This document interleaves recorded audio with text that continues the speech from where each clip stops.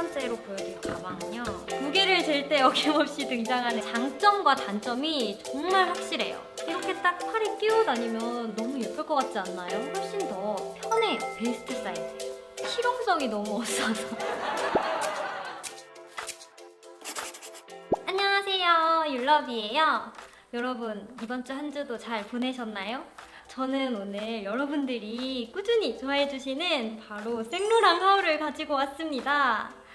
제가 생로랑 하울을 찍는다고 이렇게 블랙 원피스 입었어요. 근데 막상 박스를 해놓고 보니까 너무 우중충한가요? 그리고 여러분, 제가 입병이 나가지고 표정이 좀 어색할 수 있어요. 이렇게.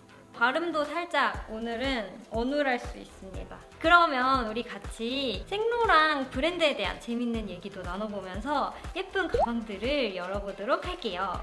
오늘은 딱 봤을 때 이건 누가 봐도 생로랑스럽다 싶은 디자인도 있고 이런 것도 있었어? 싶은 디자인도 있습니다. 그러면 같이 바로 열어볼게요. 첫 번째로 보여드릴 가방은요, 짜자잔!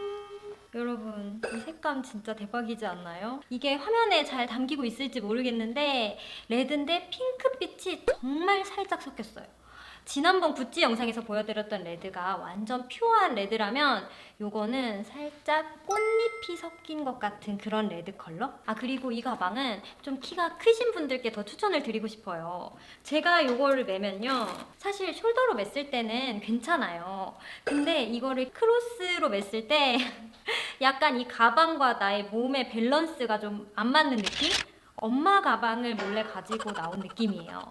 그래서 제 친구 중에 168 정도 키 되는 친구가 이 가방을 예물백으로 샀어요. 그래서 결혼식장에서 만났는데 완전 맞춤처럼 이렇게 잘 어울리더라고요. 그래서 이 가방은 키가 좀 크신 분들께 더 추천을 드리고요. 장점은 뭐니 해도 튼튼함입니다. 제가 또 요 선셋백을 해부해봤잖아요. 작은 사이즈를 해부를 해봤는데 그 영상을 보신 분들은 아마 느끼셨을 수 있어요. 그냥 가죽이 띡 이렇게 붙어있는 게 아니고 쇠가 중간중간 모든 연결마다 덧대어져 있어요. 그렇기 때문에 모양이 정말 무너지지 않고 오래오래 대대손손 물려줄 수 있는 그런 쉐입이 유지되는 백입니다. 대신 여기서 또 단점이 생기는데요, 굉장히 무겁습니다. 삭드주르 라인의 나노 사이즈가 수납력이 이 가방이랑 비슷하거든요. 저는 나노 사이즈는 이 정도면 별로 안 무거운데 하면서 되게 잘 들고 다녔어요. 근데 이 선셋 미디움은 체인까지 있다 보니까 확실히 들자마자 무겁다 라는 생각이 들었어요. 그래서 이 가방은 진짜 장점과 단점이 정말 확실해요. 튼튼하고 무겁고. 그래서 이 가방 구매를 좀 고민하시는 분들은 이 장점과 단점 중에 어떤 게 더 나한테 큰 장점이고 큰 단점인지를 잘 고민을 해보시면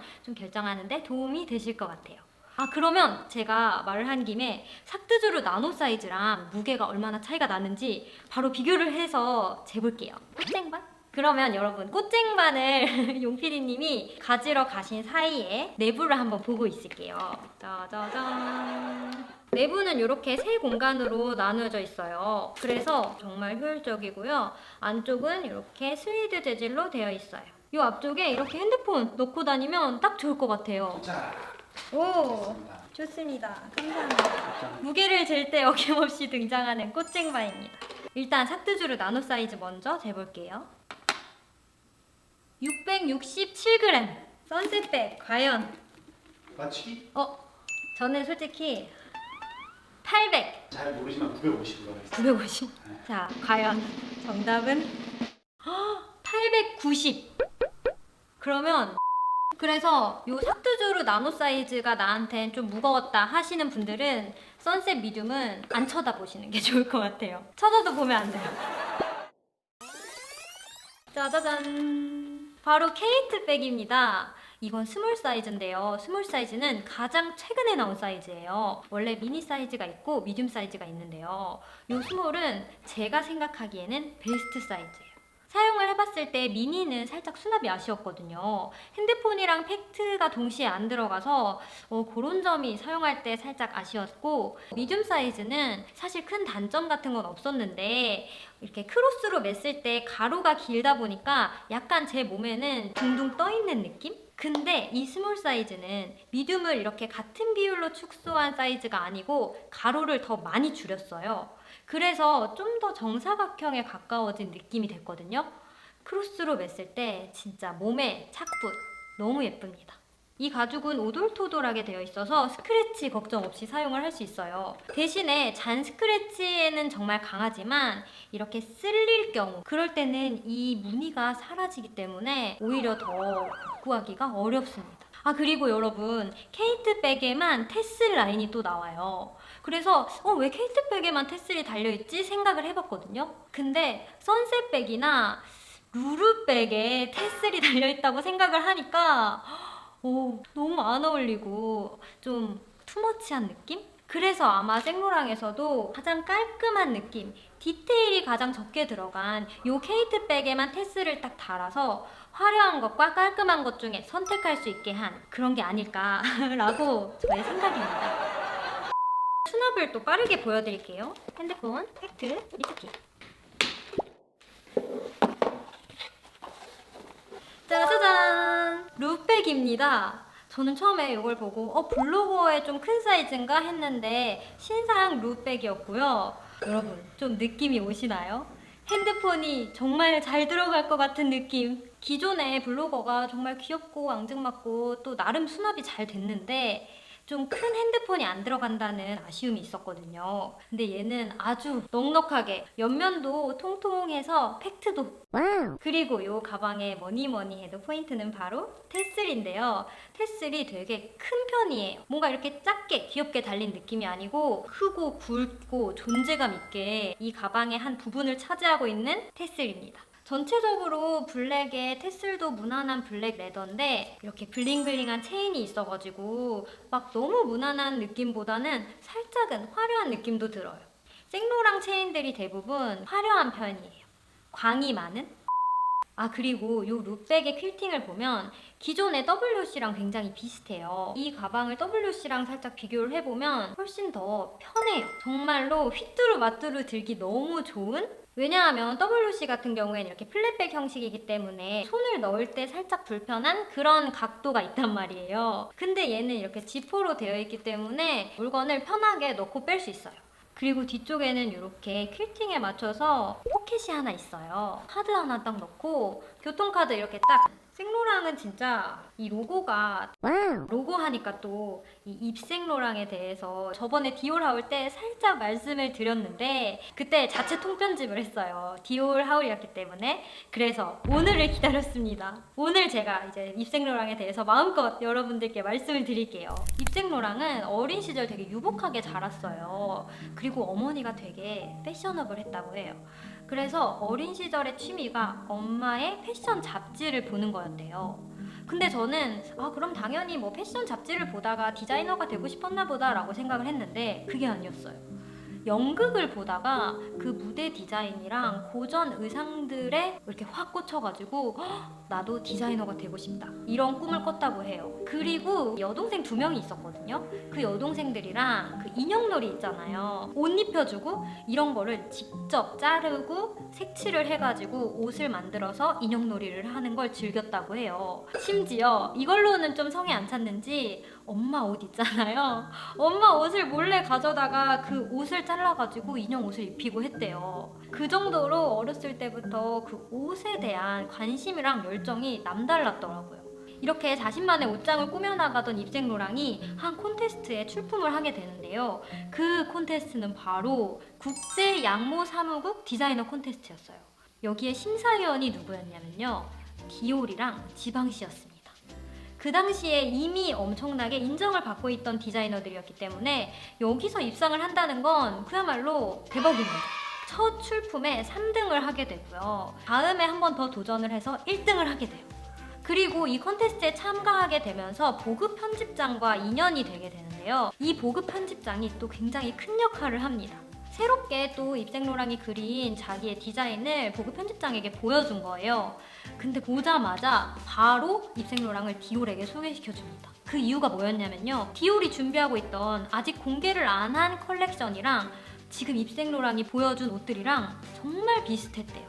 그리고 디올도 그 자리에서 바로 그 스케치들을 보고 입생로랑을 어시스턴트 디자이너로 임명을 하게 돼요. 크리스찬 디올이 갑작스런 심장마비로 세상을 떠나게 되고 21살에 디올의 수장이 됩니다. 21살에 제가 뭘 하고 있었는지 생각해보면 정말 상상도 할 수 없는 일이에요. 근데 그 부담, 기대 이런 거를 딱 극복을 하고 첫 컬렉션을 정말 성공적으로 끝냅니다. 근데 입생로랑이 좀 아이러니하게도 살짝 상류층, 중년의 상류층만 즐기는 이런 오트쿠티르의 살짝 실증을 느끼게 되면서 점점 도전을 하게 돼요. 그래서 이 도전을 하면 할수록 젊은 층들은 막 열광했는데 디올의 주 고객층은 보수적인 중년 고객층이었단 말이에요. 그래서 점점 이렇게 고객들의 반응이 안 좋고 이런 걸 반복이 되다가 군대에 가게 됩니다. 군대에 가서 근데 좀 충격을 많이 받아가지고 신경쇠약으로 3주 만에 전역을 하게 돼요. 근데 이미 디올의 수장은 다른 사람으로 임명이 되어 있었기 때문에 입생로랑이 갈 곳이 없어집니다. 이 상황 자체가 굉장히 절망적일 수도 있었겠지만 입생로랑은 포기하지 않고 연인이었던 피에르 베르제의 도움을 받아서 자기의 브랜드인 입생로랑을 딱 런칭을 하게 돼요. 입생로랑이 디올에 있을 때도 굉장히 젊은 층의 지지를 많이 받았었다고 했잖아요. 이제 자기의 레이블을 만든 입생로랑은 꿈을 마음껏 펼치게 됩니다. 그래서 혁명적인 여성복 디자인을 정말 많이 만든 디자이너예요. 예를 들면 그 당시에는 여자들이 공식 석상에 갈 때 꼭 치마를 입어야 할 정도로 굉장히 보수적인 시대였어요. 근데 남자들만 입던 턱시도를 딱 대탄생시켜서 내놓기도 하고 우리가 요즘에는 되게 흔하게 볼 수 있는 사파리 자켓 같은 거 있잖아요. 카키색, 베이지색 이런 자켓도 선보이고요. 그리고 시스루 원피스 이런 기존에는 없던 도전을 계속합니다. 그리고 입생로랑 브랜드는 승승장구하게 돼요. 그러면 입생로랑이 세상을 떠난 뒤에는 어떤 디자이너들이 이 입생로랑 브랜드를 이끌었는지 에디 슬리먼을 빼놓을 수가 없어요. 에디 슬리먼은 원래 디올 옴무의 크리에이티브 디렉터였어요. 근데 이제 생로랑의 크리에이티브 디렉터가 되면서 대대적인 개혁을 합니다. 입생로랑의 로고를 생로랑 파리스로 바꾸고 그때 사트주르백도 나왔고요. 정말 많은 변화를 하게 돼요. 그리고 이제 에디 슬리먼이 셀린드의 크리에이티브 디렉터로 가게 되면서 현재의 생로랑의 크리에이티브 디렉터는 좀 예전에 입생로랑 시절에 많이 쓰던 그 모노그램을 좀 전면에 더 내세우고 있는 그런 디자이너예요. 물론 막 로고를 다시 입생로랑으로 환원하고 하진 않지만 선셋백도 그렇고 요즘 이렇게 새로 나오고 있는 디자인들을 봐도 생로랑 파리스 로고보다는 이렇게 YSL 모노그램을 사용해서 디자인을 한 게 훨씬 더 많아요. 다음 가방은 짜자잔! 비키백 미디움 사이즈예요. 여러분 일단 퀼팅이 정말 독특하지 않나요? 대부분의 가방은 뭐 이렇게 사각형 모양 아니면 V라인, 다이아몬드 이런 퀼팅인데 이거는 이렇게 쭉 세로 퀼팅이 들어가 있어요. 그래서 저는 처음에 이 가방이 되게 길쭉한 모양이라고 기억을 했거든요. 근데 사이즈를 재보니까 정사각형이더라고요. 그래서 이 퀼팅 때문에 살짝 착시 효과가 있는 가방입니다.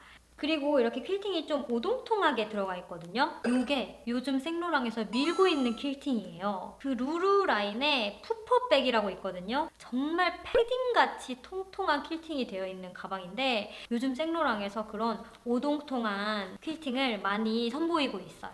체인은 금장으로 되어 있어요. 진짜 굵고 화려해가지고 이거 약간 요거 생각나지 않나요? 금목걸이. 사실 대부분의 체인백은 좀 흰 티에 청바지 이렇게 상상을 했을 때 대부분 되게 캐주얼하게 잘 어울리는 경우가 많아요. 이 비키 라인은 쉐입이나 뭐 이런 분위기 자체가 고급스러운 느낌이 있어서 흰 티에 청바지보다는 흰 티에 슬랙스.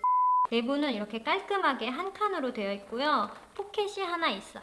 그리고 이게 체인백 치고 사이즈가 되게 커요. 그래서 사진으로 봤을 때는 그냥 한 스몰 느낌 아닐까 했는데 실제로 보니까 완전 미디움 사이즈예요. 여기서 또 살짝 아쉬운 게 이렇게 탑핸들이 있었으면 얼마나 좋았을까. 이렇게 딱 팔에 끼고 다니면 너무 예쁠 것 같지 않나요? 정말 그게 살짝 아쉬워요. 이렇게. 다음은 제가 정말 벼르다가 산 가방이에요. 가방이라고 해도 될지. 짜잔! 러브박스 백입니다. 제가 왜 이걸 바로 사지 않고 벼르다 샀냐면요. 실용성이 너무 없어서. 보시다시피 실용성이 거의 이 정도면 0에 수렴합니다. 핸드폰 택도 없어요. 삐삐 정도. 이거는 팩트? 오 대박. 팩트 들어가요. 오 실용성 있네. 이 정도면 실용성 1 정도? 2? 그러면 립스틱도 도전을 해봐야죠. 이렇게 실용성 없는 걸 그럼 왜 샀느냐? 너무 예쁘고 특별해가지고 가끔은 데일리백 말고 이런 특별한 가방을 또 메고 싶은 날이 있잖아요. 이 가방을 맨 날은 뭔가 그날 하루가 스페셜할 것 같고 그런 느낌이 드는 러블리한 백이에요. 생로랑 브랜드가 사실 딱 떠올렸을 때 클래식한 느낌이 많이 들잖아요. 예를 들면 좀 첫 명품백을 사면 좋을 것 같은 그런 브랜드? 얘는 정말 정반대. 마지막 명품백. 나 이것까지만 딱 살게 하는 그런 느낌의 하트백이에요. 이렇게 생로랑이 되게 클래식한 디자인만 있을 것 같지만 반전으로 하트, 별, 테슬 이런 걸 활용한 러블리하고 좀 스페셜한 디자인이 많아요. 그럼 이 가방을 좀 더 살펴보면 이렇게 체인이 뱀줄같이 생겼어요. 너무 고급스럽고 그리고 모노그램이 이렇게 한쪽에 딱 자리를 잡고 있어요. 여기 여는 부분도 화장품 파우치처럼 너무 귀여워요. 이렇게. 이 가방은 사실 수납도 수납이지만 살짝 불안한 부분이 있는데 가죽이 어느 정도 이렇게 유연성이 있는 그런 디자인 같은 경우에는 뭐 스크래치가 살짝 나더라도 어떤 각도에서 보면 보이지 않고 뭐 이렇게 숨겨지고 이런 게 있을 수 있는데 얘는 되게 짱짱하게 이렇게 펴져 있잖아요. 그래서 스크래치에 정말 기약일 것 같아요. 제가 요거는 사용을 더 해보고 한 6개월 뒤에 다시 요 상태를 한번 보여드리겠습니다.